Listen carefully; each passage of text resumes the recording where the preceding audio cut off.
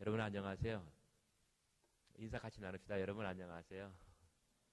네, 제 이름은 조태현입니다. 저는 조태현 목사입니다. 아까 11시 낮 예배 드리고 점심 먹은 다음에 학교 여기저기 많이 한번 둘러보았습니다. 호수도 한 바퀴 돌았고 뒤에 임도도 한번 걸어봤고 아주 학교가 아름다운 그런 코너가 굉장히 많아요. 독수리상 또 연세인의 뭐라 하나요? 흰 부조물 아주 굉장히 예뻐가지고 제가 카메라로 많이 사진도 찍고 했습니다. 저는 생각하기에 여러분들 참 복이 많으신 분들이라고 저는 생각을 합니다. 원래 저는 하루 좀 일찍 와가지고 사실 구룡사에서 치악산을 올라서 치악산 종주를 하려고 했었어요. 제가 예상한 코스는 구룡사, 그 다음에 쇠련폭포에서 사다리 병창길로 비로봉에 올라서 고든지, 향로봉, 남대봉, 상원사, 성남리 23.8km래요. 인터넷에 봤더니 대략 한 13시간 걸리는 걸로 나와 있습니다. 저는 어제 비로봉에 올랐습니다. 근데 오르는 대목에 내려오는 사람들이, 저는 올라가고 많은 사람들이 그래요. 코스가 다 통제돼 있고 그리고 돌아오든지 아니면은 입석사로 해가지고 황골로 내려가든지 두 가지 코스밖에 초이스밖에 없다고 그래요. 그래서 어찌 해야 되나. 그래서 일단 비로봉에 올라서 사진도 찍고 기다리고 있었습니다. 그런데 누군가 바로 제 옆에 딱 앉더니 아름답다. 이렇게 좋을 수가 있나? 여기가 더 좋은 데가 어디 있단 말이야. 제 옆에 털떡 앉아요. 그러더니 가방을 배낭에서 주섬주섬 꺼내는데 와, 오렌지 주스 이만한 페트병 있죠. 그걸 딱 꺼내더니 반 남았어요. 그걸 꿀꺽꿀꺽꿀꺽 마셔요. 굉장히 특이한 할아버지예요. 막 모자에는 막 영어로 USS 밀리터리나 뭐라고 써 있고, 막 가방에도 거의 그런 식이에요. 이름표가 딱 달려 있는데 김영길, 영어로 또 미스터 영길 킴, 일본어로 또 적혀 있어요. 뭐라고 되어 있던가? 기놈마가시 옌길 뭐라고 적혀 있어요. 일본어로도. 굉장히 특이한 할아버지예요. 근데 저보고 뭐라고 그러냐면은 떡 좀 같이 먹을래요? 딱 그래. 저 1m 차이가 안 나는데. 그래서 제가 점심을 굉장히 부실하게 싸왔어요. 그냥 편의점에서 빵 몇 개 사왔거든요. 그래가지고 떡 먹으면 최고예요. 좋지요? 하고 옆에 딱 앉았어요. 그랬는데 이 할아버지가 장갑을 탁탁 벗더니 그 시커먼 가방 속에서 딱 꺼내는데 제 주먹 2개를 합한 분량이에요.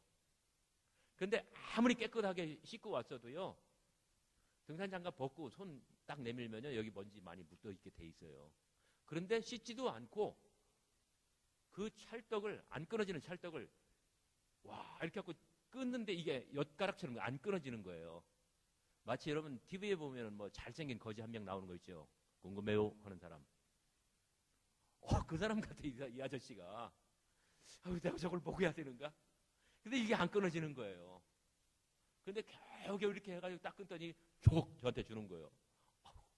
할아버지 뭐예요? 이거 안 먹고 싶어요. 말할 수도 없고. 선생님 귀한 떡 주셔서 감사합니다. 또 목사는 이러는 사람이잖아요. 그래가지고 할 수 없이 그걸 받아 먹었어요. 그래서 저도 이제 가방에 있는 거 두유 하나 꺼내드리고 이렇게 하면서 이야기를 하는데, 이 할아버지가 보통 분이 아니야.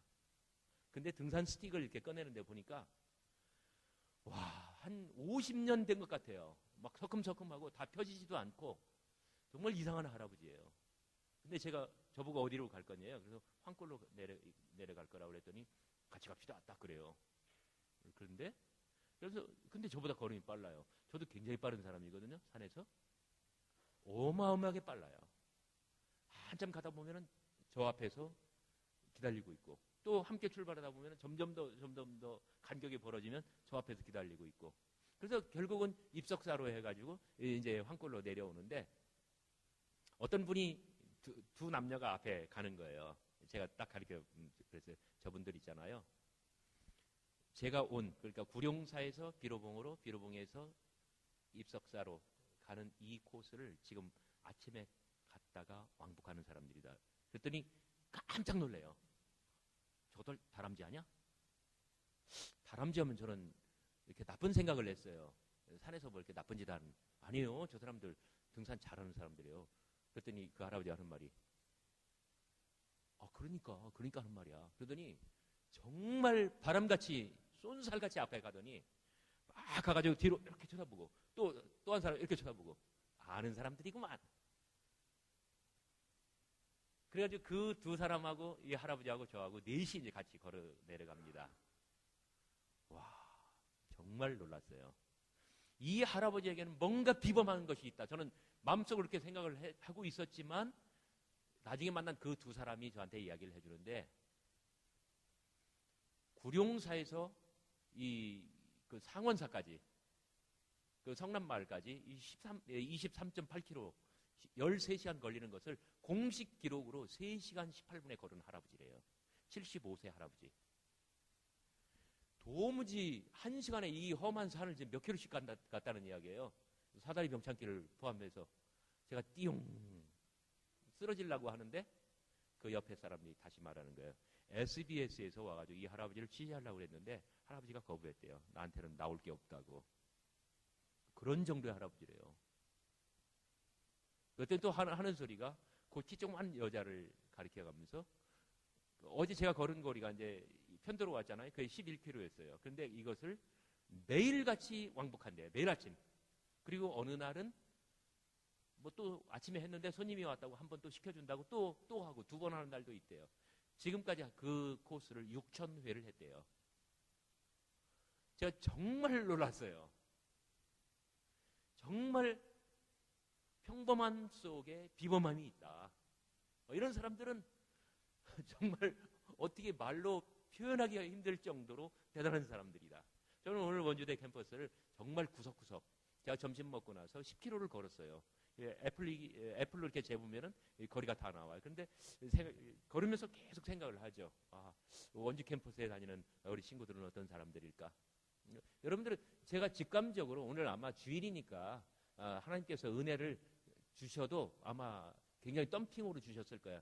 제가 직감적으로 느껴서 여러분들은 굉장히 축복받은 사람들이다. 왜냐하면 이 예배를 드리니까. 그죠? 뭐 저만 웃는 것 같아. 정말 여러분들은 굉장히 축복받은 사람들이에요. 어느 날 예수님께서 가이사랴 빌립보라고 하는 이 조그만 타운, 거기로 나가시다가 제자들한테 물으셨대요. Who do they say that I am? 그들이 나를 누구라 하느냐? 그러니까 뭐 더러는 엘리야 또는 선지자 중에 하나, 뭐 별별 생각 다 있지요. 예수님께서 그래? 그러면 거기서 끝나지 않고 예수님께서 다시 물으셨어요. Who do you say that I am? 너희는 나를 누구라 하느냐? 정말 가이사랴 빌립보로 들어가는 이 외나무 길에서 피할 수 없는 질문을 예수님께서 물어오시는데 12사람 가운데 베드로라고 하는 사람이 그렇게 대답을 했대요. 우리가 성경에서 읽었잖아요. 주는 그리스도시요 살아계신 하나님의 아들이시니이다. 제가 그 앞에 부분을 헬라어로 읽으면 이거예요. Zu ho Christos. You are the Christ, the Son of the living God. You are the Christ. 당신은 그리스도십니다. 이 말을 듣더니 예수님께서 너무너무 마음이 기쁘셨어요. 그래서 베드로에게 하는 말씀이 뭐라고 하시냐면, 너는 베드로라. 이 반석 위에 내가 나의 교회를 세우겠다. 근데 헬라어로 읽어보면은 Zu ho Petros kai epi tautei Petra 오코도메오 무테인 에클레시안. 뭐라고 하는지 뭐 상관없어요. 제가 말하고 하는 것은 이거예요. 베드로가 예수님한테 Zu ho Christos, you are the Christ. 믿음을 고백했더니 예수님께서 베드로한테 뭐라고 하시냐면은 Zu ho Petros. 너는 페트로라. 이 페트라 위에, 이 페트로, 베드로라는 말이 바위라는 이름이에요. 바위라는 뜻이에요. 너는 바위라. 이 바위 위에 내가 나의 교회를 세우겠다. 장차 음부의 권세가 흔들지 못하리라. 그러니까 베드로가 예수님한테 신앙을 고백했더니 예수님께서 베드로에게, 이 젊은이에게 당신의 우정을 고백하고, 베드로라고 하는 이 사람의 성격, 인품, 그리고 기질, 그리고 이 사람이 할 수 있는, 무언가를 할 수 있는 그 잠재력, 그것 위에서 정말 기독교 역사의 위대한, 뭐랄까요, 이 주춧돌이 될 것이다, 바위가 될 것이다, 이런 어떤 베드로의 미래, 교회의 미래, 베드로에 대한 아주 대단히 놀라운 그러한 기대심, 이런 모든 것들을 지금 예수님께서 고백하고 있는 거예요.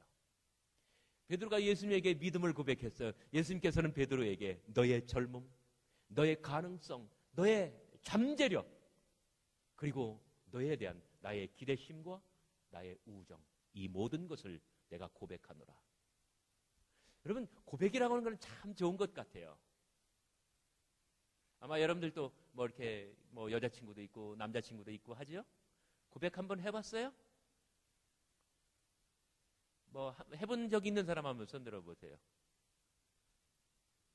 뭐 이렇게 뭐 들기 민망하니까 이렇게 하고 여기 긁고 막 그러네. 한 번도 안 해본 사람 한번 손 들어보세요. 한 번도 안 해본 사람. 뭐 그냥 반응이 없어요. 그냥 혼자 설교하다 가세요. 뭐라고 하든지. 제가 그저께 어느 모임에 갔습니다. 근데 거기 어떤 교수님이 강연을 하시는데 그래요. 자기 클래스에 들어오는 모든 학생들한테 자기는 한 학기에 정말 과제 하나 낸대요. 뭐냐면은 집에 가서 엄마 아빠에게 엄마 사랑해요, 아빠 존경합니다, 이 고백을 한 번씩 하도록. 그리고 그날의 그 고백을 한 장으로 써오기. 여러분 해본 적 있어요? 정말 놀라운 기적이 일어난대요.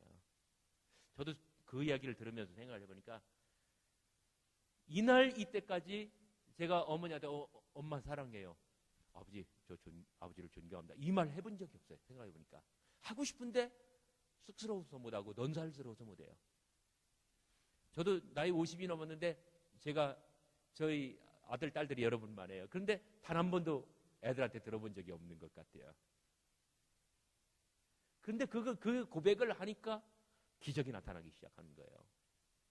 어떤 한 청년의 이야기를 그 교수님이 해주시는데 이래요. 엄마가 좀 덜 배웠대요. 아빠가 엄마를 무시하기 시작하는데 구타도 한대요. 이 아이가 중학교 때 책을 집어 던지면서 이혼해버려! 그렇게 하려면 이혼해버리라고 책을 던지면서.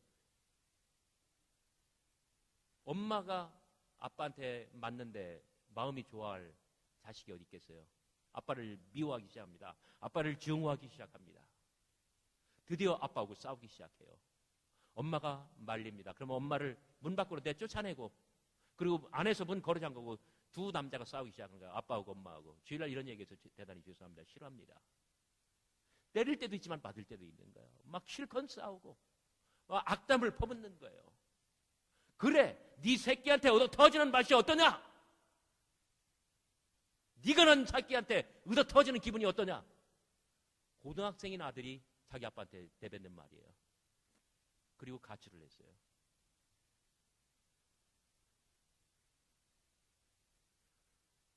어디서 새우잠을 자면서 아침에는 신문을 돌리고 새벽같이, 그리고 방과 후에는 아르바이트를 해서 정말 하루하루 연명을 해요.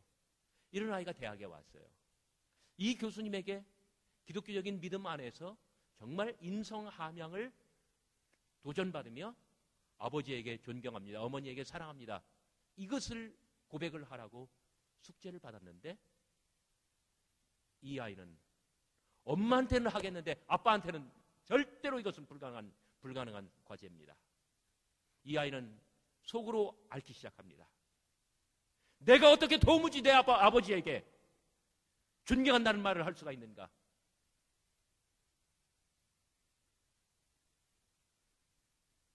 근데 이 아이가 과제는 과제이기 때문에 고민하다가 속으로 얼마나 흐느껴 오는지 몰라요. 그러다가 속으로 앓고 앓다가 전화로라도 말할 자신이 없어서 컴퓨터 앞에 앉아서 정말 몇 시간이고 망설이다가 글자판을 두드리기 시작합니다. 아버지 존경합니다. 그리고 왜 눈썹처럼 이렇게 그리는 거 있죠? 2개 하고 끝.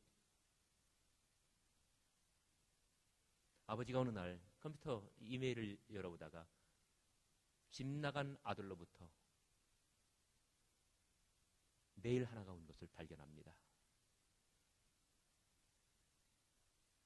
그리고 아들이 아빠 존경합니다. 한 줄 쓴 걸 가지고 마음에 감동을 받는데 어찌 하지를 못하는 거예요.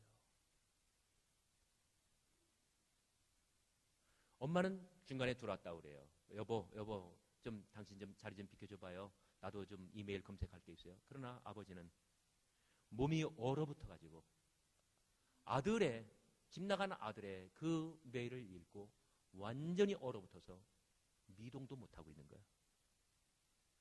그 자리에서 아버지가 흐느껴오는데 몇 시간 동안을 움직이지 못하고 가만히 있는 거예요.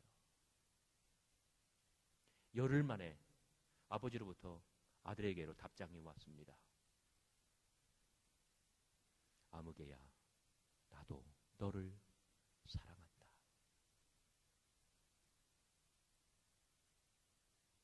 나중에 엄마가 이야기를 해주는데 아빠가 너의 그 이메일을 받고 정말 일주일 동안 완전 다른 사람이 되었다.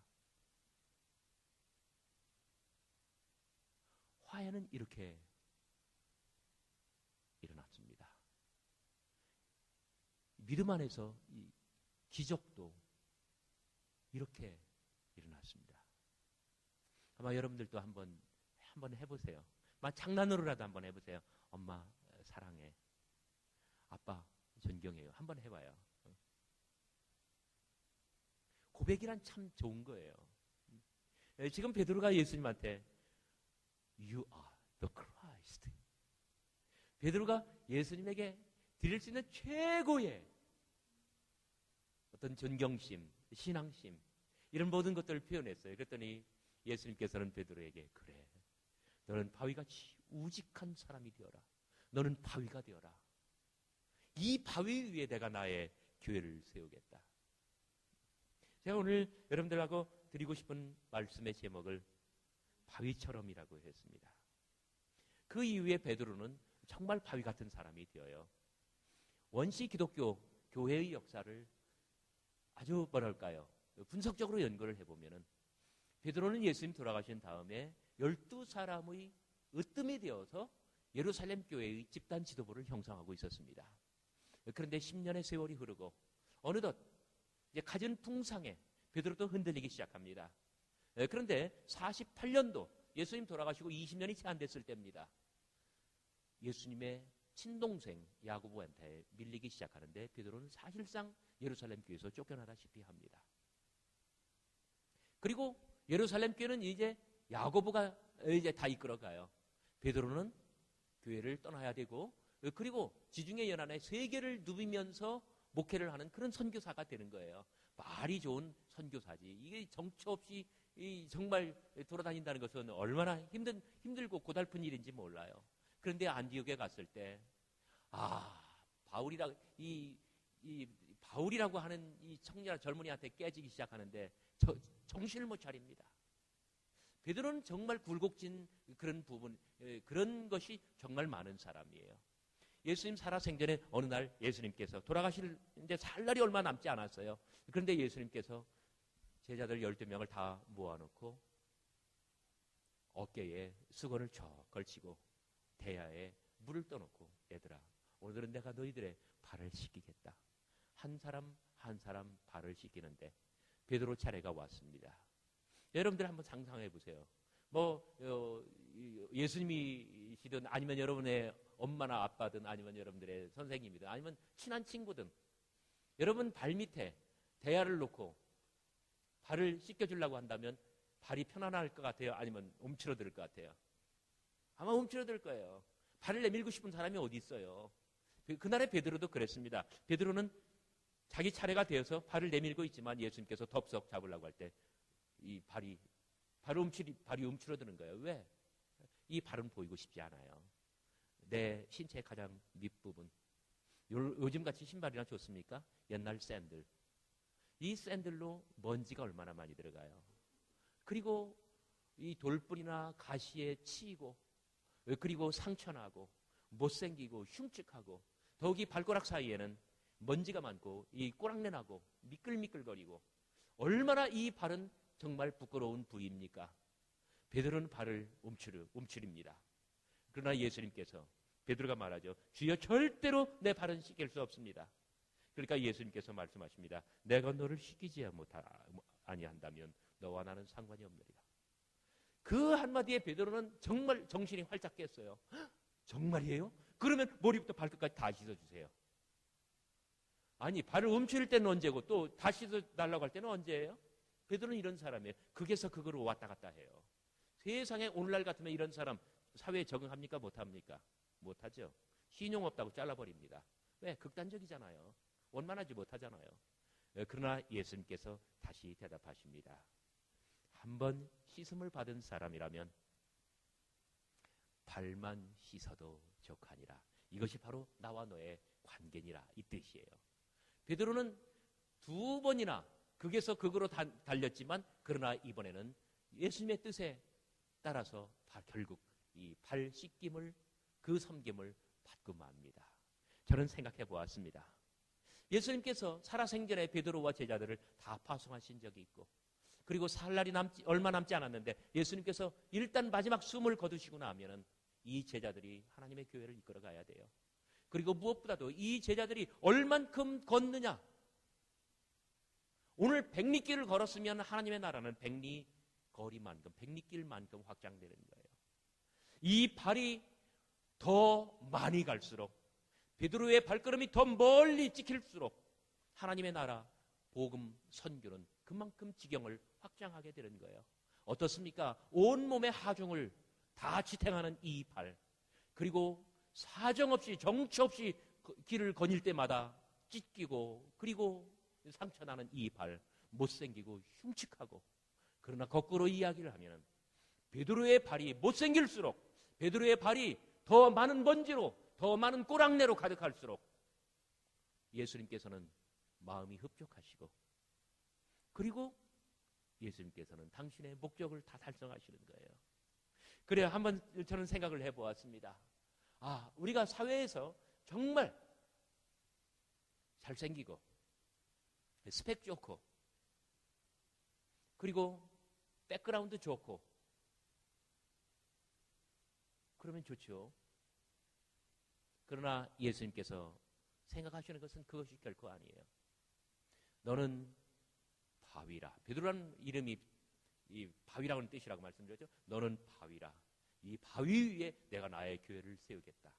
예수님께서 이 말씀을 하실 때 예수님의 생각은, 베드로, 너의 인물됨, 너의 어떤 외모, 너의 스펙, 너의 완벽함, 너의 경쟁력, 이걸 보시는 게 아니에요. 극에서 극으로 왔다 갔다 하는 이 순수함, 그리고 무엇보다도 작은 일로 가볍게 처신하지 아니하는 이 묵직함, 이런 것을 볼 때에 이 사람 정도면은 하나님 나라의 큰 인물로 쓸 수 있고 하나님의 나라를 건축하는데 주춧돌로 쓰임받을 수 있다는 거예요. 여러분, 못생긴 나무가 숲을 지킨다는 말이 있습니다. 숲속을 거닐다 보면은 잘생긴 나무들은 관상수로 뽑아갑니다. 그리고 올곧게 잘 자란 나무들은 이건 제목감이야 베어갑니다. 그러나 숲에서는 아무리 못생긴 나무라도 남아서 그 숲을 지키는 거예요. 여러분, 옆에 사람하고 한번 인사해 봅시다. 정말 우직한 사람, 그런 사람들이 큰 일을 할 수 있는 사람인데, 여러분 옆에 사람하고 한번 인사해. 이럴 때는 시키는 대로 하는 게 가장 좋은 거예요. 큰 인물 되겠군. 한번 해봐요. 눈을 보면서.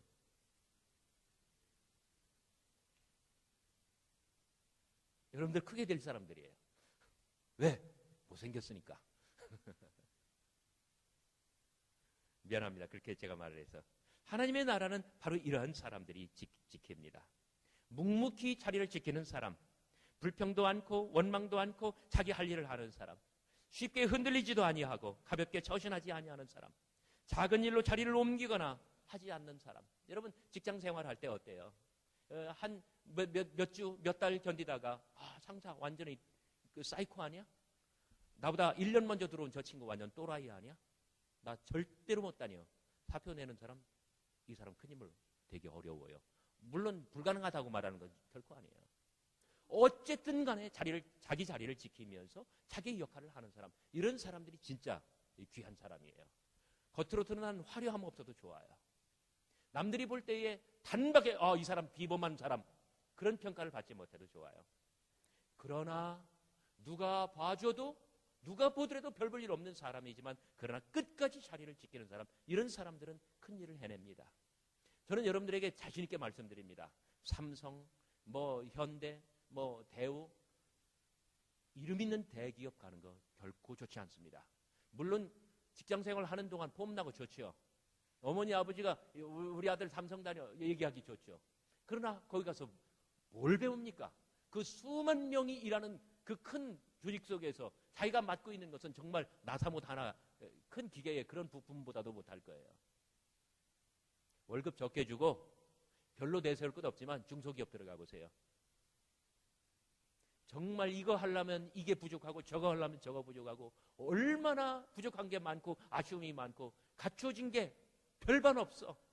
그러니까 생산, 그 다음에 영업, 설계 거의 다 뛰어야 돼. 누가 알아주지 않아요. 그렇게 한다 할지라도. 그러나 이런 사람들이 진짜 제목이에요. 왜? 이런 사람들은 정말 위기관리 능력이 대단하고요. 이런 사람들이 밖에 나가서 창업을 하면 그 뭔가를 해내요. 제 친구들 중에서도 이렇게 대기업에 간 사람들이 있어요. 그러나 옷 벗고 나오는 날부터 이 사람들은 백수예요. 그래요. 알아주지 않아도, 누가 알아주지 않아도 어느 구석에 가든지 자기의 일을 묵묵히 하는 사람, 이런 사람들이 바위 같은 사람들이에요. 베드로는 자기의 경쟁력 때문에 바위가 되어라, 이런 칭찬 받지 않았어요. 베드로의 우직함, 베드로의 못남, 베드로의 경쟁력이 부족함, 이런 것 때문에 예수님께서 너는 바위 같은 사람이 되어라. 너는 바위다. 이 바위 위에 내가 나의 교회를 세우겠다. 이런 칭찬을 하신 거예요. 제가 여러분 노래 하나 할 테니까 여러분 참고 들어보실래요? 여러분들이 성원하시면 제가 끝까지 다 할지도 몰라요. 여러분들 표정이 절대로 그렇게만 하지 마십시오. 제가 한번 해볼게요. 바위처럼 살아가 보자. 모진 비바람이 몰아친데도 어떤 유혹의 손길에도 흔들림 없는 바위처럼 살자꾸나.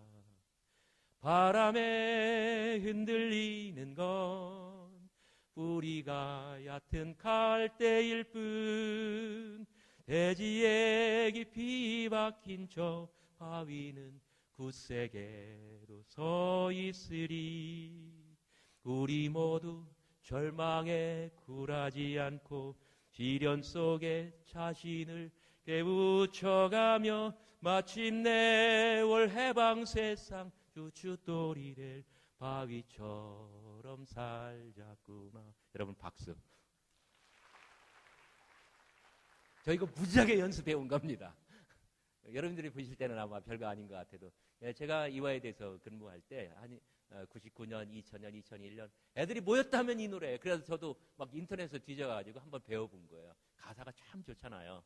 바위처럼 살아가 보자. 모진 비바람이 몰아친데도 어떤 유혹의 손길에도 흔들림 없는 바위처럼 살자꾸나. 바람에 흔들리는 건 뿌리가 얕은 갈대일 뿐, 대지에 깊이 박힌 저 바위는 굳세게도 서 있으리. 우리 모두 절망에 굴하지 않고 시련 속에 자신을 깨우쳐가며 마침내 올 해방 세상 주춧돌이 될 바위처럼 살자꾸나. 물론 약간 민중가요 같은 그런 냄새가 나긴 합니다만은 흔들리는 사람 갈대 같은 사람이에요. 그러나 대지에 깊이 박힌 정말 우람한 그런 바위, 얼마나 묵직합니까? 이런 사람 되면은 우리 주님께서 환영하시고, 그리고 야, 너는 정말 큰 인물이 될 수 있는 사람이야. 네가 뭐 예를 들어서 무슨 토익 점수 많이 나오고, 예수님께서는 그런 걸로 인물 삼고 하시는 않는 거예요. 하지만 바위처럼 살지 못하는 사람들은 얼마든지 또 불행해질 수 있는 사람이에요. 제가 옛날 얘기 하나 해드릴게요. 황해도 모 교회의 두 청년이 한날 한시에 예수 믿고, 그리고 세례받고, 또 집사님 되고, 또 장로님이 돼서 하나님의 교회에서 야긴과 보아스, 솔로몬 성전을 떠받치는 두 기둥처럼 정말 한날 한시에 계속 같이 이렇게 되기 시작을 했습니다. 그런데 하나님의 축복으로 재산이 유효하고 세상에서 명망이 있었습니다. 홍 장로는 아주 헌신 사명을 결단하고 신학 공부를 하게 되었습니다. 김 장로는 교회에 남아서 하나님의 교회를 잘 봉사했습니다. 여러 해가 흘렀습니다. 홍 장로는 신학 공부를 하고 고향으로 돌아와 교회에 와보니 김 장로가 타락해가지고 교회에 출석조차 않습니다. 집으로 방문을 해보았습니다. 그랬더니 김 장로가 빙글빙글 웃으면서 하는 말, 아우도 내 사정 잘 알지. 40이 넘도록 슬하에 1점 혈육이 없으니 3,000가지 죄악 중에 무후휘태라 하였네.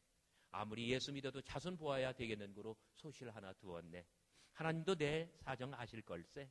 아브라함도 척두었고 다윗도 그리하였고 성경에 그런 사람 얼마나 많은가. 내 작은 마누라도 이미 임신한 지 5개월이 되었네. 이제 아들 하나만 생기면 첩을 내보내고 그때부터는 예수 더 잘 믿을 걸세. 홍 장로는 어이가 없었습니다. 형님, 망령 들었군요. 하나님이 주시지 않는 아들을 당신 수단으로 만들어서 잘 될 줄 아시오? 개구리가 올챙이 쩍 그 시절을 생각을 해야지. 그렇게 가난하고 못난 우리들을 주 안에서 이만큼 축복해 주셨는데 배은 망덕도 유분수지요.